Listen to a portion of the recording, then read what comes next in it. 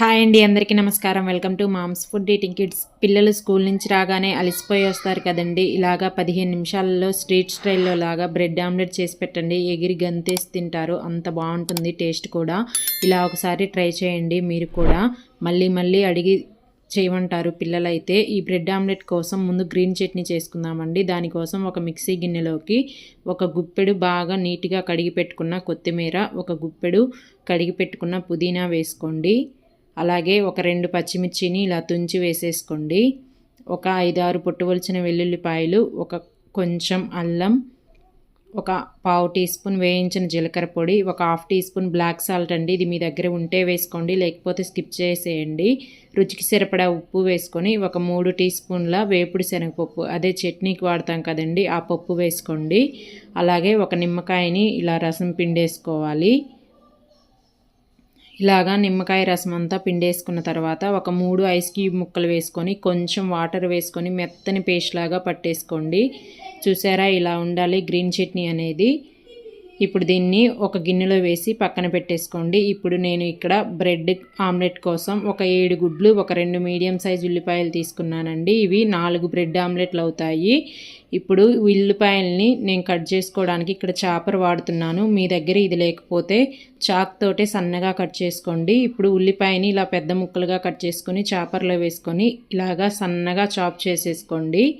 ఇలా చాప్ చేసుకున్న తర్వాత కలుపుకోవడానికి వీలుగా ఉండే ఒక పెద్ద గిన్నెని తీసుకొని దానిలో సన్నగా చాప్ చేసి పెట్టుకున్న ఆనియన్స్, మీ రుచికి సరిపడా ఉప్పు, ఒక పావు టీ స్పూన్ పసుపు, ఒక హాఫ్ టీ స్పూన్ కారం, ఒక టీ స్పూన్ ధనియాల పొడి, ఒక హాఫ్ టీ స్పూన్ జీలకర్ర పొడి, ఒక పావు టీ స్పూన్ మిరియాల పొడి, సన్నగా కట్ చేసి పెట్టుకున్న కొత్తిమీర వేసుకొని ఇదంతా ఒకసారి బాగా కలిసిపోయేటట్టు కలుపుకోండి.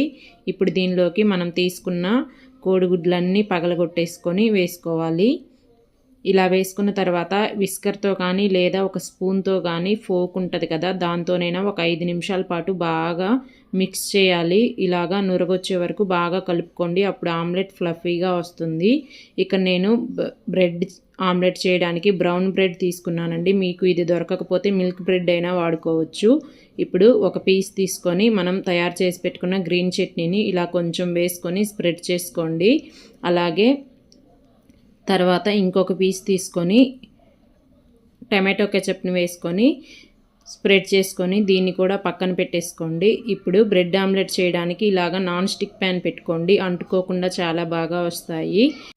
ఇలా ప్యాన్ కొంచెం వేడయ్యాక ఒక 2 చుక్కల నూనె వేసుకొని టిష్యూ పేపర్ తోటి అంతా క్లీన్ చేసేసుకోండి. తర్వాత మంటని సిమ్లో పెట్టేసి లేదా గ్యాస్ ఆఫ్ చేయండి. ఇప్పుడు ఆయిల్ వేసుకొని ఇలా ప్యాన్ అంతా స్ప్రెడ్ చేసుకున్న తర్వాత మనం కలిపి పెట్టుకున్న గుడ్డు మిక్చర్ని ఇలాగా ఆమ్లెట్ లాగా వేసుకోండి. ఇప్పుడు ఇలాగా ఒకసారి అంతా అనుకొని ప్యాన్ అంతా అయ్యేటట్టుగా అనుకున్న తర్వాత మంటని ఇప్పుడు ఆన్ చేసి మనం తీసుకున్న బ్రెడ్ స్లైసెస్ని ఇలా పెట్టుకోండి, ఒకదాని తర్వాత ఒకటి. ఒకసారి ఇలాగా ఒకవైపు ఇలా చేత్తో కొంచెం అనుకున్నట్టు అని ఇప్పుడు రెండో వైపుకి తిప్పివేయండి. ఇప్పుడు మంటని మీడియం ఫ్లేమ్లో పెట్టి కొంచెం ఆమ్లెట్ని కాలనివ్వండి. ఇలా కాలిన తర్వాత ఒక టీ స్పూన్ ఆయిల్ పైన వేసుకొని కొంచెం ఇలా అనుకున్న తర్వాత పెనాన్ని అటు ఇటు తిప్పుకుంటూ ఆమ్లెట్ అంతా ఇలా కాలిన తర్వాత ఇప్పుడు 4 వైపులా ఇలా చూపిస్తున్నట్టుగా మడుచుకోండి నిదానంగా. ఇలా అంతా మడుచుకున్న తర్వాత ఇప్పుడు నిదానంగా ఆమ్లెట్ని రెండో వైపుకి తిప్పి వేసుకోవాలి. రెండో వైపు కూడా ఒక 2 నిమిషాలు ఫ్రై అయిన తర్వాత మళ్ళీ ఇటు సైడ్కి తిప్పుకొని ఇప్పుడు ఒకదాని మీద ఒకటి ఇలా ఫోల్డ్ చేసుకోండి మడతేసినట్టుగా. అంతేనండి, ఎంతో సింపుల్గా బ్రెడ్ ఆమ్లెట్ రెడీ అయిపోతుంది. ఇలా బ్రెడ్ ఆమ్లెట్ వేసే ప్రతిసారి గ్యాస్ మంటని ఆపేసేయండి. ఇలాగ ఆమ్లెట్ లాగా వేసిన తర్వాత మళ్ళీ ఆన్ చేసి మీడియం ఫ్లేమ్లో పెట్టుకొని బ్రెడ్ని ఇలాగా ఫ్రై చేసుకోండి. అంతేనండి, ఇలాగ 2 వైపులా చేసుకొని చిన్నగా మడతేసుకొని చేసుకుంటే సింపుల్గా మీరు కూడా ఇంట్లోనే స్ట్రీట్ స్టైల్ బ్రెడ్ ఆమ్లెట్ని తయారు చేసేస్తారు. చాలా సింపుల్గా, పిల్లలైతే చాలా ఇష్టంగా తింటారండి. ఇలా ఒకసారి ట్రై చేయండి. నేను చూపించినట్టుగా ఎలా వచ్చిందో నాకు కామెంట్స్లో చెప్పండి. నేను చేసే రెసిపీస్ మీకు నచ్చితే లైక్ చేసి సబ్స్క్రైబ్ చేసుకొని పక్కనే ఉన్న బెల్ బటన్ని క్లిక్ చేయండి. నేను పెట్టే ప్రతి వీడియో మీ